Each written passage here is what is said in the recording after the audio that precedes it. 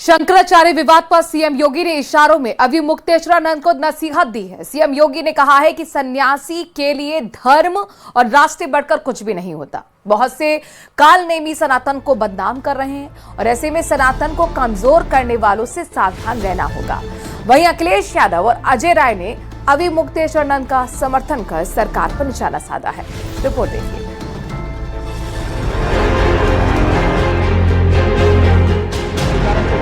शंकराचार्य विवाद पर सीएम योगी ने बड़ा बयान दिया है। सीएम योगी ने कहा कि सन्यासी के लिए धर्म और राष्ट्र से बढ़कर कुछ नहीं।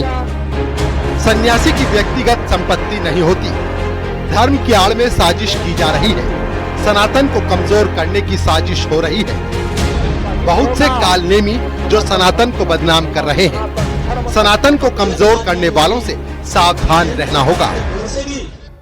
धर्म ही उसकी प्रॉपर्टी है, राष्ट्र ही उसका स्वाभिमान है। अगर कोई राष्ट्रीय स्वाभिमान को चुनौती देता है तो हमें खुल करके उसके सामने आकर के खड़ा हो जाना चाहिए।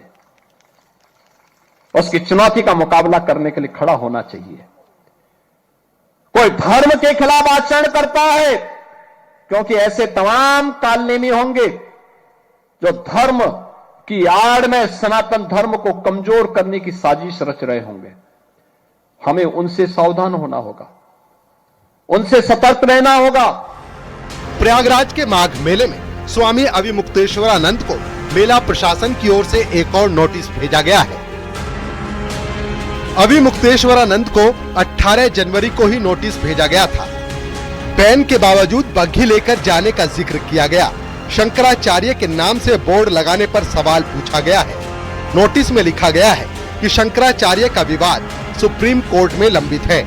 ऐसे में प्रशासन ने पूछा है कि क्यों न आपको बैन कर दिया जाए। इस नोटिस के खिलाफ स्वामी अविमुक्तेश्वरानंद ने भी अपना जवाब भेजा है। 3 पेज में मेला प्राधिकरण को जवाब भेजा है।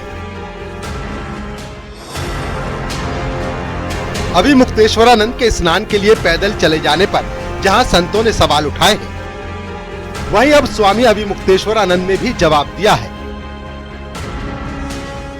नियम यह है कि गंगा तक रथ से नहीं जाया जाता।